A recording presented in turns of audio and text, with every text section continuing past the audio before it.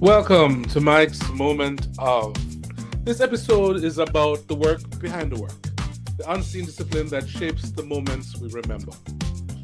Today's conversation lives behind the curtain, where story meets structure and creativity is guided by precision. My guest is Nadia Roxburgh, known as the Tech Diva, a theatre maker whose journey spans performance, training, technical theatre, and the engineering of life itself. This is Mike's Moment of Tech Diva Discipline, a conversation about craft, curiosity, and the quiet power of knowing exactly how things work. So, welcome, Nadia. Hello, Mikey. How are you? How you doing, my love? You know I love fine. you, right? You know I love you a long time. Too. Overdue a hug. Yes. I need to come home and hug. Yeah. Yeah, I thank you so much for saying yes. I'm in awe of your brain and your talent and your, everything. So this is Afraid. nice to, See? huh? I'm Huh? still afraid, but let's see. No need to be afraid. No need to be afraid. Um, let's quickly go with, because I know you at some point you want to be an actor, Yes. right? So let's quickly touch on what happened to make you love technical theater and stage management more.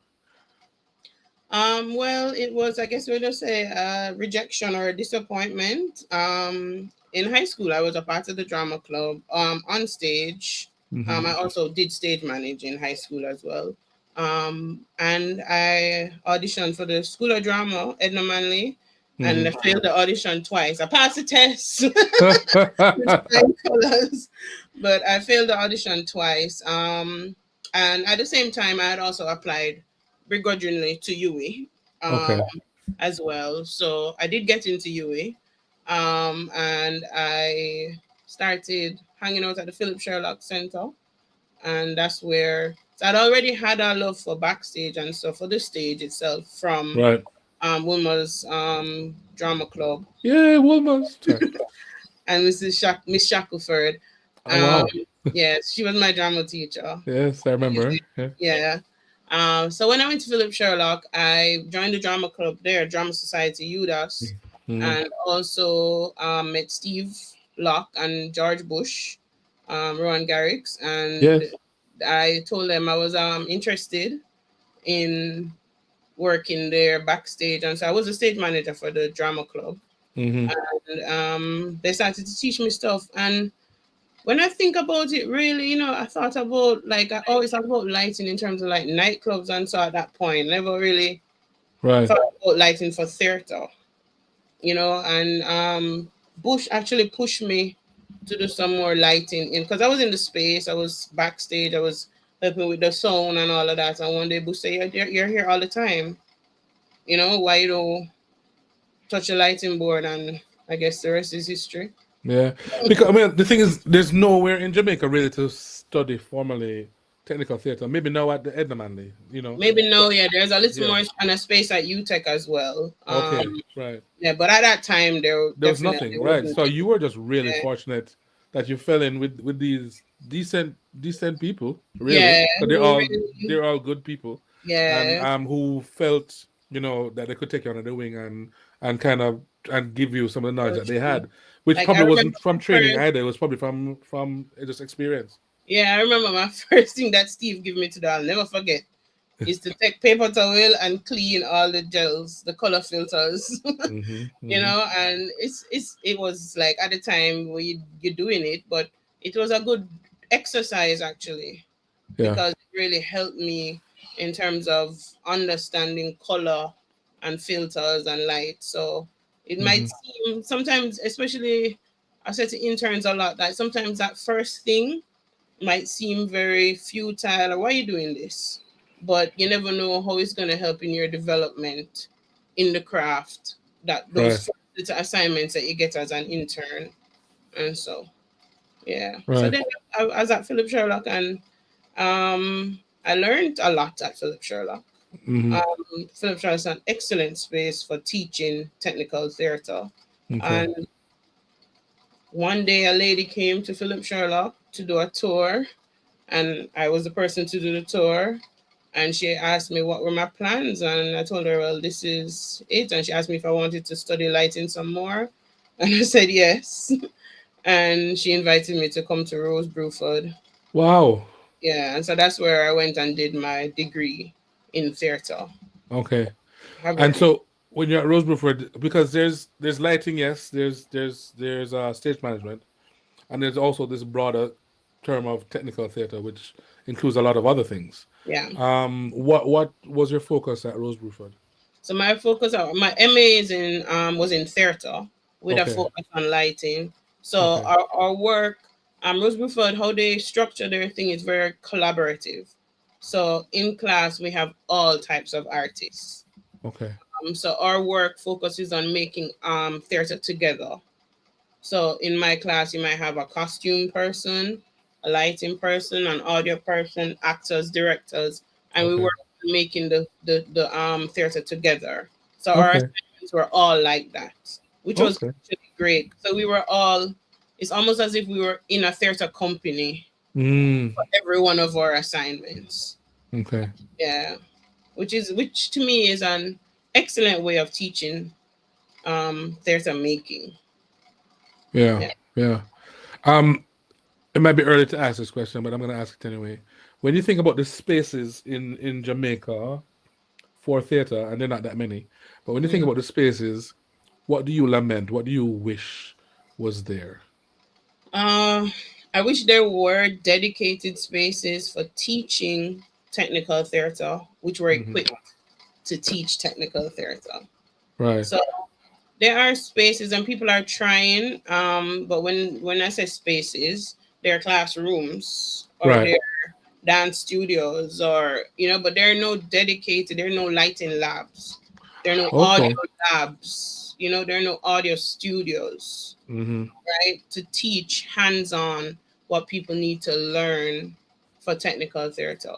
So the students do learn and they learn a lot, Right. um, theory-wise, and they do get practicals as well. But that feeling of coming together and having the space to create theater. I mean, one of our projects at Rose Bruford, it was in a 20 by 20 black room, Right. but we had lights in there was audio in there, we could carry our set in there, so Hmm. we still were able to create theater in that space Okay. because it was equipped for that. I think So, that's a big lack that we have in Jamaica. okay, what does a lighting lab look like? What does an audio lab look like? So a lighting lab looks like a room. It could be black, blue, pink. You Hmm. know what I mean? With pipe, right? We would probably don't have the larger fixtures. Right. If you have a bigger space, yes, you can have the larger fixtures, might be smaller fixtures, but it's a space where the students can come in and feel, touch, move, focus, operate, Hmm. program, in a An space that experiment. they can come in and experiment on their own with the group, you Hmm. know, do projects in there. In the same way with an audio lab gives the student a chance to um do sound design, you Right. know all the speakers don't have to come from one side hitting the Right. audience from one way. There's a crib on the stage, let's hear the baby cry from the crib. But Hmm. students need the space to experiment with these things, to know what they can do, Right. what's, Right. Right. what the possibilities are there. But sometimes we don't know because we have a classroom, you hang up two lights in the classroom, you can't even get the classroom dark Right. sometimes, you know what I mean? And a lot So of these theaters aren't even multi-channel because you need multi-channel stuff for to do those correct, like correct. To placement for do that audio kind and of, yeah, different things, you know? digital output and all of that. Yeah. Exactly. Yeah. Hmm. So I mean, and for such a creative hotspot, you Yeah, know, we really I would need say to we missed upgrade. the, yeah, yeah, yeah. It's going way ahead of us in Jamaica. Yeah. I was in Trinidad earlier last year, and it's the difference in how theater is taught there, and what the students have access to. Right. It's so vast, but nobody has yet decided to make that kind of investment in the education. I think in Jamaica, people more see the value in, yes, the value in production, because Right. we have stage shows and stuff like that, but the value in theater itself is not recognized that well in Jamaica. Even though we have such a thriving theater scene, but we're punching way above our weight in terms of As with most things. yeah, Yeah. without much support, Right. whether financially or via equipment, that kind of thing. Infrastructure. Yeah. Infrastructure, yeah. There are basically no spaces, and the spaces that are here are suffering from a lack of development, Right. and all of that. But we're still hitting it out of the park, we're still creating great Yeah. things. Yeah. But when, like, I would say that when I went to Trinidad, I had a moment of heartbreak, because when I look at how highly trained the staff are, how they know everything about their equipment, they know what to do, they solve problems quickly, and it's not that Jamaicans would not be able to do that, but you have to create the space for them to do so. Yeah. And we don't have that yet here. Yeah. And it starts with theater, but it also translates to, a lot of these skills can translate to corporate events and can translate to the big stadium events like the Grand Gala and that kind of stuff. Yeah. And among other things, art installations and all these things, all these skills. The skills are transferable in so many areas. I think people don't understand how many skills and how much discipline it takes to be a theater practitioner. Right. Like stage management is one of the hardest jobs ever. It takes a lot of work, a lot of organization, a lot of preparation. Right. But it's kind of, and I think a part of it is I realized this going to Rose Bruford that I didn't realize before, to be honest. Okay. When I got to Rose Bruford, the degrees at Rose Bruford are all honors degrees. Right? Before I got to Rose Bruford, I'm one of those people that probably thought that, even though I chose theater, that probably thought that, well, theater is for when you don't have a choice. Okay. So it's one of those careers. Right? But having gone to Rose Bruford and having now had a career in theater, I realized that theater is hard. People look of it as like, it's like, oh, it's somebody you want to have a little fun. You don't really want to go to school. You don't really want to study anything, right? But people don't understand the hours that go into it. I mean, it's for a moment, and that's maybe why it feels like that, because once you put it on stage, you do it and it's done. Right. But there's so much that goes into making it happen and making sure that a light doesn't fall on somebody's head. Actors don't drop off the stage. They're not electrocuted while they're doing their work. There's a lot of work that goes into it. Right? A lot of project management, and so that people always say that stage managers make some of the best project managers, because it's logistics. They have to manage so many moving parts and attitudes for 2 hours and so many people for 2 hours in a hot box, basically. Yeah. And then do it again tomorrow. Absolutely. So, it's a bit of it is like kind of and I think that's why there's no investment, because there's a mindset that it is frivolity. It's just something at the side. Right. It's just something you do, right? And it's so it can be dangerous, and it can be so important. When I was I was with this ice skating show for a few years, right? Yeah. And when we did this, we did what we call a tryout for like a few weeks before we actually opened the show. And in the tryout, when we're doing loadout of the tryout, the trussing and stuff because there's like a circular trussing and some other stuff that was going on. The trussing for the lights collapsed because they miscalculated the weight of all the lights that were on it. Mm-hmm. and so it wasn't strong enough to hold it. Someone Yeah. died. Someone died because of that. And I think it happened a second time after I left. But Mm-hmm. it's very important, all those things, because underneath all these lights that nobody will see, or just the effects of our people, Yeah. They and, are people. yeah, and if anything, falls off or breaks, then Right. it's the people. Yeah. Um, where was I gonna head with that? No, with the technical theater. Um, what are some of the, because you did after Rose Bruford, and years after you went to Sweden as well, right? Yes. How did that happen? So while I was at Rose Bruford has something they call, oh, the word evades me right now, but it's a festival that they have every Okay. year. And during that festival, there was a lighting workshop. And during that lighting workshop, I met a lady from Israel. Her name is Dorit. Okay. And Hmm. she was the facilitator for the lighting workshop. And she Okay. taught me about this concept called guerrilla lighting, where Ah. we take what we have and make an installation basically. So we Okay. bring light to public spaces. Okay. We did one of those at Rose Bruford Okay.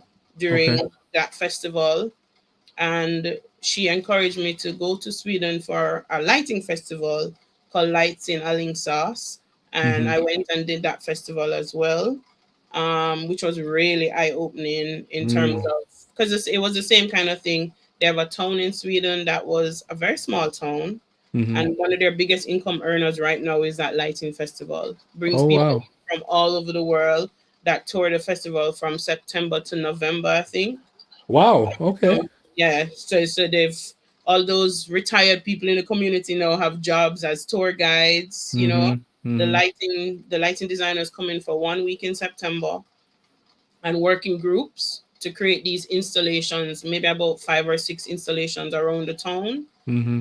using found items, using trees, using whatever there is there, right, and some lights. And Okay. they partner with the electrical company of the area to do the installation. All that is absolutely beautiful. And Wow. in Sweden it gets dark at like 3 o'clock coming down Yeah, to the yes. Yes. Yes. Yes. so there, that gives people something to do. So people travel from different places to come and see these installations. So having done that, I really wanted to go back to Sweden to study Hmm. lighting. And I met someone named Jan. I can't remember how to pronounce his last name. Hmm. But he and his wife, they taught lighting in Stockholm. Okay. And I linked up with them and I told them, I'd like to study architectural lighting. And Hmm. I went to Sweden to study that in 2015. Yeah. Okay. What do you call architectural lighting? So there's many different aspects to it. It is, like how you have the light in your bedroom, how you light in offices, allow people Okay. to work more efficiently, how we eliminate headaches because of flicker like I'm having here Yes. on this Yes. Yes. Yes. slide. But it's also, and what appeals more to me is how we create space for the public using light. Okay. And that was a big thing for me in my study. Like, how Hmm. do we use light to break up the darkness and create these spaces for people to enjoy? And especially in Jamaica, we don't really have a lot of that. In countries like Sweden, it's important because they have so much darkness. They are dark for so many Right. months of the year. So bringing that light is really important. In Hmm. Jamaica, we have the sun and we have daylight for like half the day. So we Yeah. don't Yeah. really emphasize that as much. But I think there's still a space in Jamaica for us to create those spaces where people can enjoy a space at night. Hmm. Um, in Jamaica, again, we don't experience that much darkness because of all the light pollution, lights Right. from street lights, the screens, everything's going on. Hmm. In order to like give people a break at night, that's a big part of what I was interested in my architectural lighting. So, which is why when I came back, I did one small project, which was just a gorilla lighting, which was just taking some little small lights, wireless lights, and one day just going downtown and picking some monuments and just lighting them up with those lights. It was like four of us, and a Jig came along as well as a photographer. We just in a car driving around, went down to Negro Rose, went to the roundabout, and then went to Heroes Park, and had a little negotiation with the soldiers. There are soldiers at Heroes Park, even though you can't see them all the time. And they allowed us to go in and light up the monuments. So let's look at some of these, and you can describe them. Right. So this is Negro Rose. This is downtown on the waterfront. I think originally it was lit, but maybe the lights are broken. I don't know. But that night it wasn't lit, and I was inspired. The color you can see is a green on one side and amber on the other side.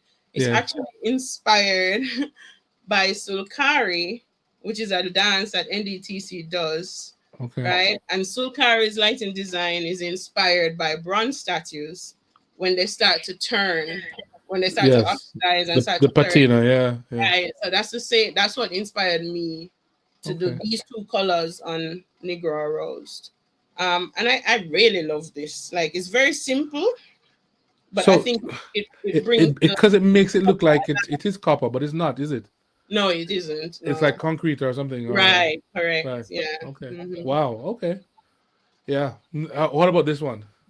So this is the monument at Heroes Park for Norman Manley. Okay. Right? It is concrete as well, but the shape of it is so interesting. Right. So what we try to do here is show a contrast with the dark and the light. So you can see the darker blue areas, and then in the middle we did like a white, right? And I think it just lends, like, it gives us another perspective on this monument. Right. And this is literally, I think, is like maybe 4 to 6 lights. Okay. Right? That wireless lights that were able to transform. Yeah. And then I don't have any other pictures of it, but we were able to do it in different colors. Okay. Because those lights we could program them. They're RGB. Okay. Yeah. We had a laptop there and just, running different. And there was even a video of the movement, and the movement was beautiful. Okay. So there's like the possibilities there. I mean, we have the money, but right. Like this, and I was saying this is just us with a couple. I think it was a case or two of wireless lights. That was what we went on the road with. Yeah. What about this one? This is by the waterfront, right? I think. Yeah, this is the roundabout by the water, here to the waterfront. I think it's a monument to peace, right? And I think it's so beautiful, but we don't see it. We don't ever see it. Because it's kind of small too. And it's just something that we don't look at. Yeah. And so, we went out there. This was a bit scary because at least at Heroes Park we have the soldiers.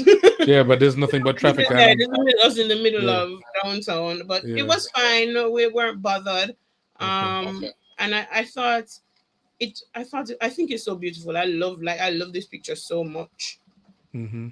Because we can see in the far distance, we can see like the road going out to Port Royal. Right.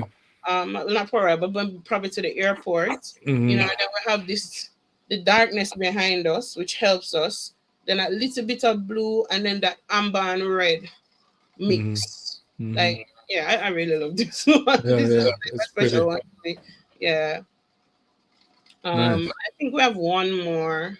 Okay, let me see if I think I found it. Is it this one? Yes. So this now is having done that guerrilla lighting and just sent out like an email to people talking about it. And so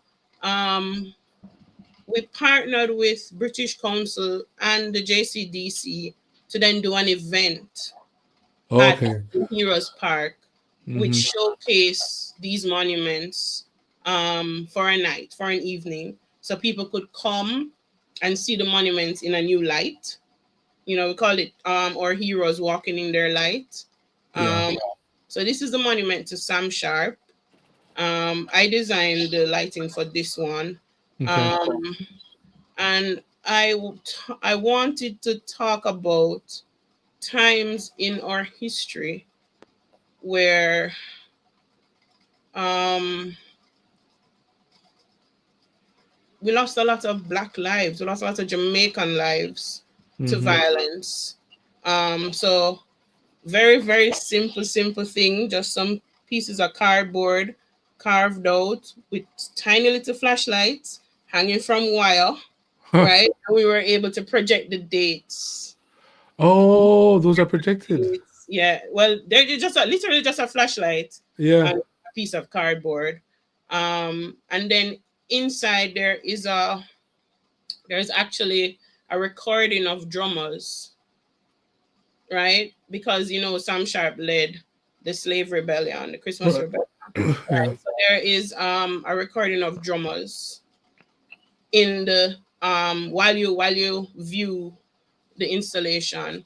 Mm. This night was really, really something else because there are some people that had never gone to Heroes Park Right. before.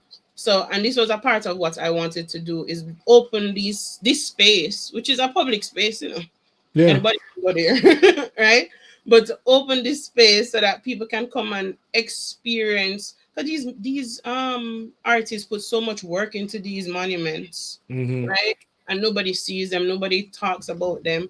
And then the light helps to shape these monuments in a way that we see them in a new light, in a different way. We did all the monuments in the hero section of the park, which Mm-hmm. included Nanny, Marcus Garvey. That one was very popular. Bustamante. We did Norman Manley again, and George William Gordon, and which was the George William Gordon and Paul Bogle one was interested as well because we also like that was something that Chappie and I had talked about Mm. before he passed away. Yeah. So that for me was the Chappie one. Okay. Okay. Okay. Because he really wanted to do something there at that monument for years, with Mm-hmm. projection and so yeah. Nice. Okay. So you've done well. This would you still call that guerrilla lighting? With the event or The event I wouldn't call it guerrilla okay. lighting, because we were much more organized. Okay. So that was Um, more like More the of an architectural lighting. installation, yeah, Installation. more of an Okay. Okay. installation, yeah, not Okay. a permanent, a temporary installation. Okay. Gotcha. Um, Gotcha. we would love if there were more spaces that we could do stuff like that at and open up those spaces, even if for a weekend or so. I mean, JCDC did this again a few years later, Mm-hmm. um, because they see the positive impact it can have. I mean, Michael, when we were there, there were children taking their parents through the park, but they go to Heroes Park, Yeah. Yeah. and Yeah. telling them all about the heroes Oh, and that's stuff like nice. that Yeah. in the middle of the night, Yeah. So That's yeah. great. So do you work with projection as well, or is it mainly lighting? I do work with a little projection. I'd Mm-hmm. love to work with it a little more. It's Mm-hmm. kind of scary to me sometimes, but yeah, I would love to work with it a little. Because projection is light. Yeah. Exactly. Yeah, Yeah. yeah. Yeah. When I work a lot with Maya. Yeah. Yeah, so we always try to do our little thing and Good. experiment and stuff like that. So Good. yeah, Yeah. we're working on something very slowly right now, but hopefully it will come true Okay. sometime soon. Yeah. Good. Good. Good. So, okay. So we've done the guerrilla lighting and the installation. What are some of your you also worked on a cruise ship, short Yeah, stint? I did for a little Yeah. bit. Yeah. Yeah. Was it Hmm. lighting or was it more like stage management It or was backstage. It was it was backstage backstage? and Okay. color spot. Okay. Okay. Yeah. But I, Well, I enjoyed it. I enjoyed the work. And I really enjoyed living on the ship. yeah. But it was a little bit too repetitive for me because Okay. it's 6 months of the same show Yeah. Yeah. Yeah. every week. I understand that. Yes. Yeah. Yeah. What about theater and dance and stuff? What are some of your favorite things to light and to and the favorite things you have lit and your companies that you like to work with? And even beyond the companies, the directors, The because choreographers, the yeah. choreographers and the directors, yeah. Well, I love lighting dance. I think that's where I kind of really found my home in Okay. lighting, is lighting dance. I really, Okay. really love lighting dance. It started for me with Uncle Tony Wilson. Mm-hmm. In a little, when I say little show, little show in him studio. I think the studio was at Pulse at the time. Okay. And he used to have an adult class, and they were having a little showcase. I think we had 4 or 5 lights, and that was my first time actually lighting a dance. Mm-hmm. And I stayed with Uncle Tony for a good while doing companies shows, no CDT. Mm-hmm. And then I worked a lot, of course, at Philip Sherlock. A lot of dance shows would come through, Mm-hmm. the Dance Society and those things. And then for some reason, I just started lighting everybody's dance shows. And right now, I mean, like NDTC, I would light a one dance for them. Somebody Okay. asked me to come and light a dance. But I really, really work very closely with Lakadco. And I think working with Lakadco unearthed something in me. Mm-hmm. I really love their work. Even before I started working with them, I really love their work. But Lakadco allows me to explore, you Okay. know, parts of my lighting that probably other spaces don't. Mm-hmm. Um, so I work a lot with Lakadco, with Dr. Steins, Mm-hmm. and Jesse and Orville's work. And Okay. this year, newly with Yakim's work, which was Oh, really lovely. okay. Um, for CDT, I worked a lot with Sir and a lot of Renee stuff. So, Okay. like, every year I was lighting something new for Renee for a little period there. Yeah. Renee and I, what they call the word, like, simpatico, we see eye to eye a Yeah. lot. Okay. Okay. How dance is lit, and how Okay. we take the dance off the stage in a way. Mm-hmm. Mm-hmm. So I really love working with Ren as a choreographer. Also work with Sade, which I like, but it's hard. Really? Why?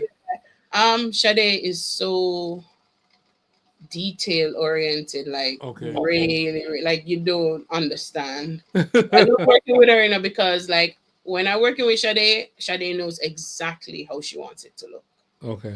and she's able to tell you. I love working with people like that sometimes, because it kind of eases the pressure off. It's a different kind of pressure.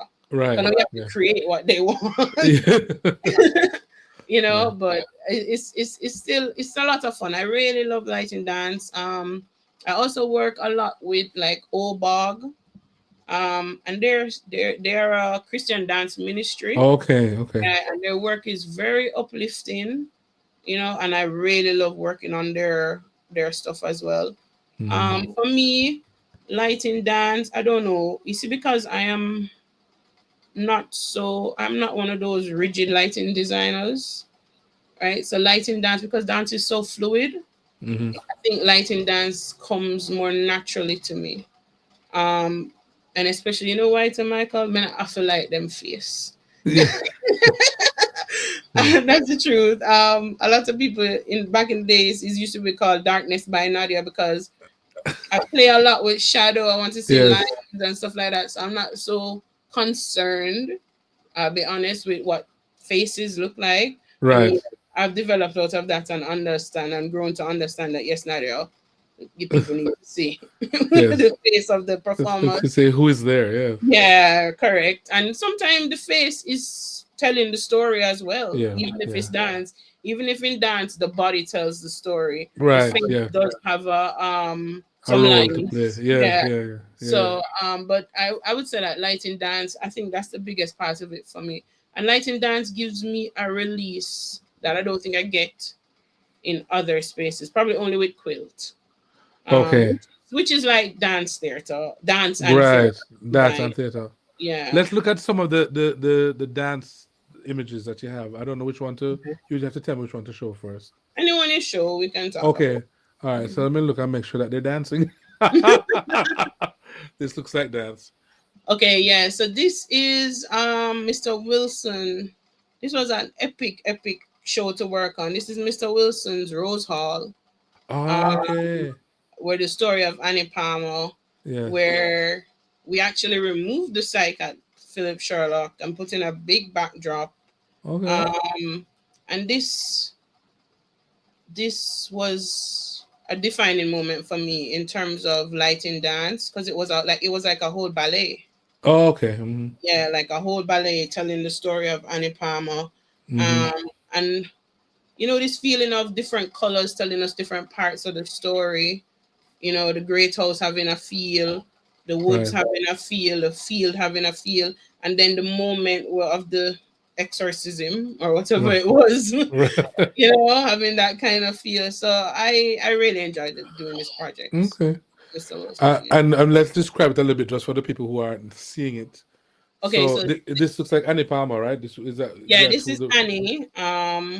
I think they're in the field. I think you can see the enslaved around her in the field, and she has a whip in her hand, and right, she's lit with a floor light right. uh, hitting her, so it kind of makes her feel a little more menacing. Yeah, a little ominous, and it's kind of Right, red. It's almost like it's hellfire. right. While you see the people behind her are very cool Yes, in how they're lit. So just to show you the contrast right. in Annie's fire, as you said, fiery personality and temper, Mm-hmm. contrasting the people in the field working behind her. Okay. All right. Let's look at this one. Okay, this is from Quilt. This Okay. is from Color. So this was an interesting project to work on because what Rayan had asked me to do first was do a workshop on lighting and color with the Okay. actors and theater makers in Quilt. And then from that workshop, they created works that we put on stage. So this work is about birth. Okay. Um, so this projection is actually Maya's work, Okay. and this is them talking about the birth of color from no color to color. Because Mm. it's as if when we are born, we are nothing, we are no color. Right.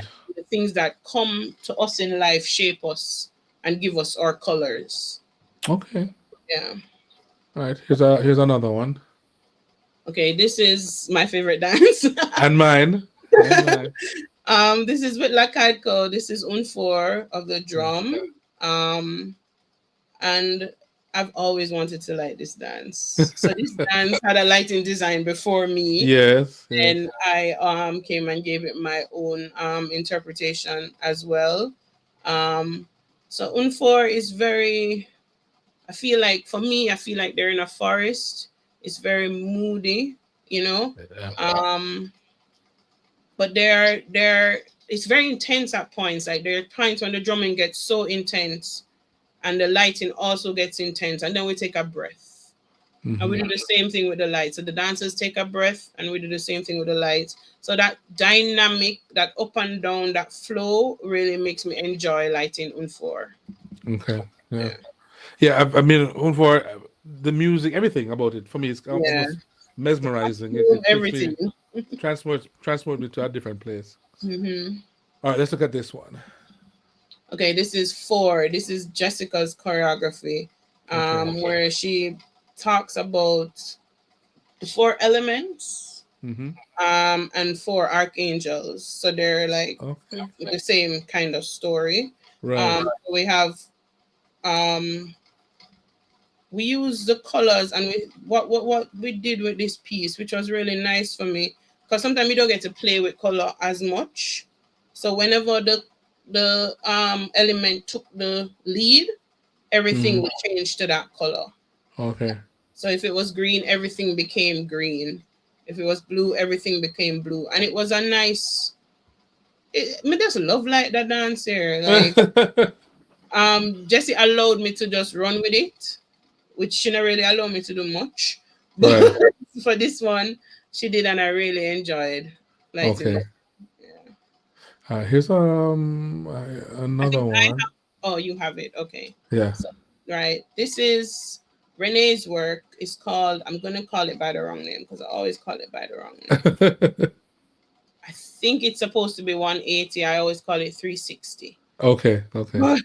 This is just two lights, right? One tight spot in the center and one gobo. Okay. Right? I think a 19-degree and a 50-degree lens. That's it. And we talked about this piece and wanting the dancer to actually feel confined in the space while she's doing this dance, which is that tight circle. And then the gobo just helps us to create a little more space for her to dance in. Yes, I like this. It was very simple. Renee and I worked on it very closely. And this is Courtney, who is a dancer. Okay. Yeah. So that's, I think, is 180. Cool. What about this one? Okay, this is quilt. And this. I just lost your audio. Yeah, so this is Reassured from Quilt. I think my instruction from Rayon was to use this dark blue, which a lot of people say we don't use on black skin or darker skin tones. But it worked for this piece. This particular section of the work is where they're speaking about all the lives that we lost in the middle passage, right? So as the poet speaks about it and you see him here on the ground, we can start to see the red coming in, the blood of the lives that we've lost, you know, in this tragic time in our history. This piece was really, really good and bad for me to work on. I don't know if bad is the word. It was hard because it helped me to heal through the loss of my sister. Oh, okay. So it's kind of heavy, but it was cathartic. but it really was cathartic for me to work through. And yeah, so this is Reassured. I think we have one more picture from Reassured. Yes, I think so. Right beside it. Yes. So this is depicting the middle passage in the slave ship. And the fact that you get maybe some glimmers of light while you're down there in that dark hole. Yeah. You know, and this photo is actually from Renee. Renee took this photo, and I really love how she captured the darkness and the light. You know, that contrast. You know, and that was very important for me in this piece and for my life as well. Like, I always want to show that there is light and not just darkness. Yeah. You know, like, and the darkness can never overcome the light. You know, and that's a big part of this. I love this photo so much, you know, just because of that. Yeah. Yeah, love that. I think that was all our pictures. You have one more picture of people. Oh yes, I do. I'll bring it up. Who are these people? All right, so this is Tech Diva JA, which is a group of us technical artists, I call us, who collaborate on lighting. So all of them were at one point, I trained them in lighting. Okay. So there's Jess, Aisha, that's Minister Grange. I didn't train her in lighting. Karine and Taryn. And we all do lighting. Some of us a little more often than others. But yeah, some of us have other careers completely.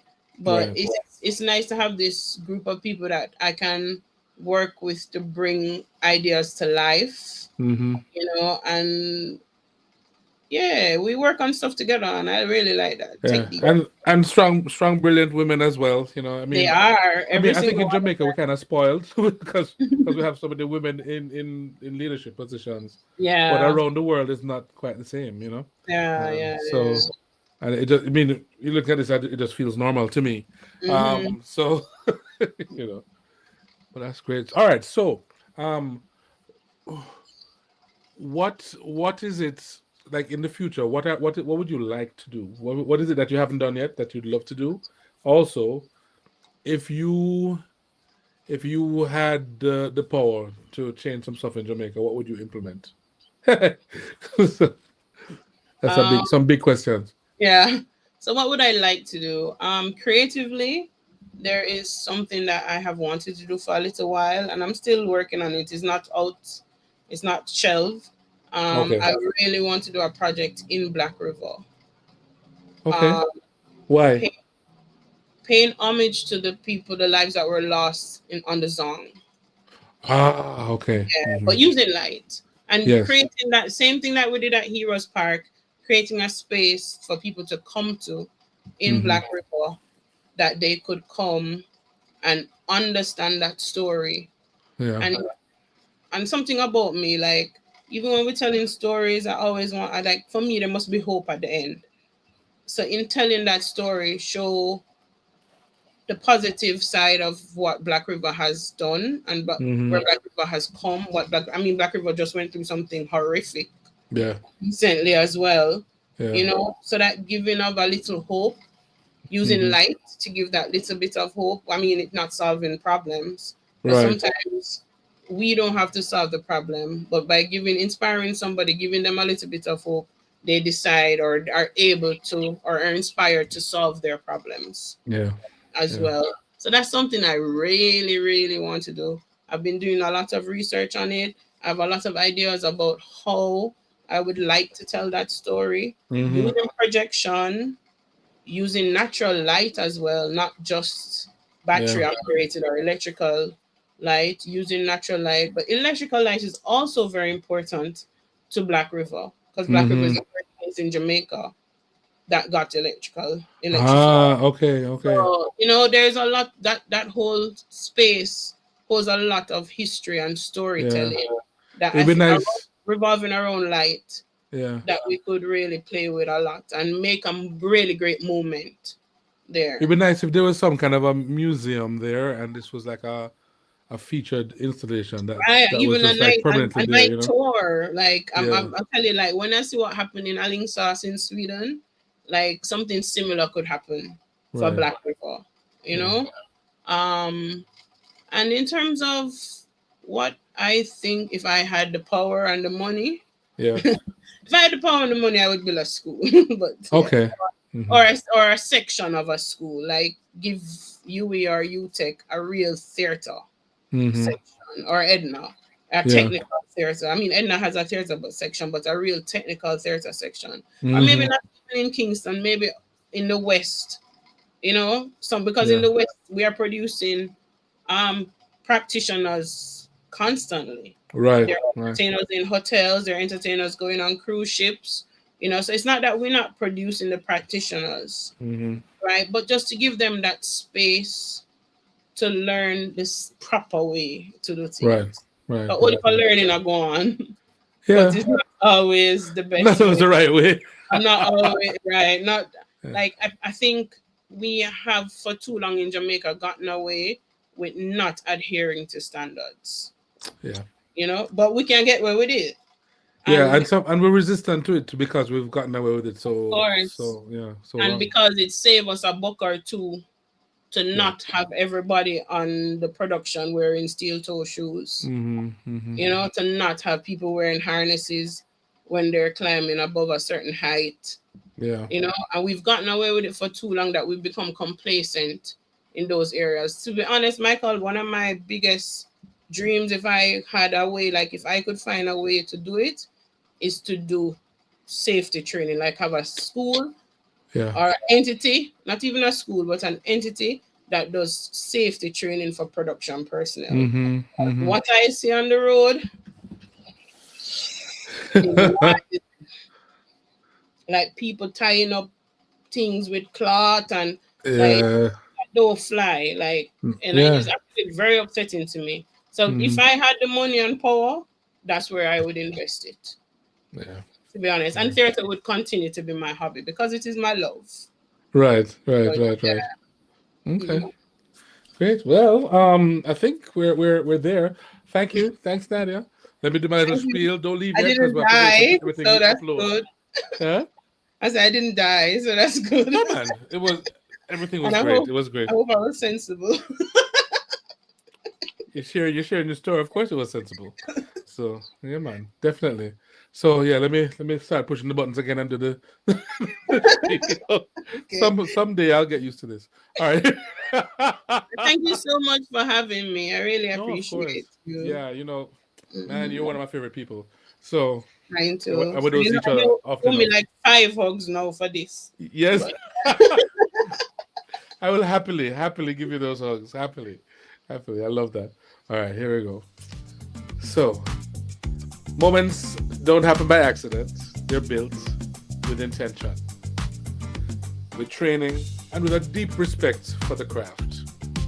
So, today's conversation reminds us that discipline isn't limiting, it's liberating. It gives shape to imagination and allows creativity to land with clarity and impact. So thanks again, Nadia, for sharing your journey, your insights, and your commitment to excellence behind the scenes. This has been Mike's Moment of. Until next time, honor the work behind your moments. Thanks, Nadia. thank you. Bye. I'm Michael Sean Harris. I hope you're entertained and informed, and that you feel inspired to join me again and again in my moments of.